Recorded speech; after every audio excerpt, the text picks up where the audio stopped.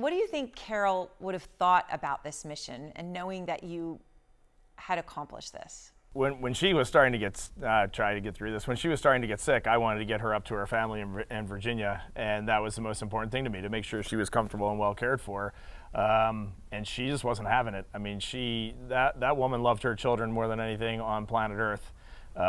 And she wanted those two girls to stay here, to stay in their school system and their friends and where they were comfortable. And she also knew how much this meant to me. And at that point in time, this meant nothing to me. Like, being an astronaut meant nothing to me. All I cared about was her and our two kids and keeping it as stable as humanly possible. But she did not want us to leave this area, and she wanted me to continue down this path and to just see where this journey took. And I don't know if she felt like she was responsible and therefore she didn't want me to leave, but that was definitely her desire. And then her family really turned to, and my family turned to, and they kept me on this train. It took a lot of support, because this is not where I expected to be at the end of 2020. I just wanted to run and hide, to be quite honest.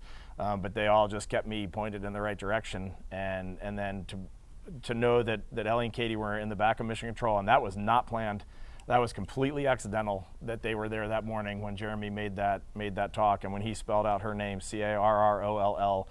I know that was really something special for me, but to be quite honest, to speak for the crew, that bonded us right there, right then, in a very, very emotional and significant way, and we will never forget that. How do you describe the human bond that you have to be stuck in a little tiny space together for 10 days and you're still best friends? It was a feature of the mission. You know, I think we worked really hard, technically, engineering, operationally, procedurally. We also worked really hard as humans to understand our limitations, and also as a team to understand our team's capability and strengths. And I think each of us knows we couldn't have done this alone.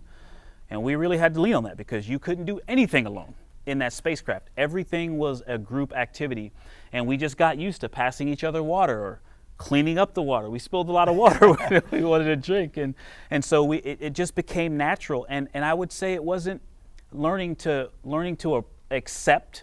I think we embraced it, and it became fun. I could crawl on Jeremy, and he could just crawl under my leg and get in his suitcase, and I didn't have to move. And we just learned to work with it instead of working against it.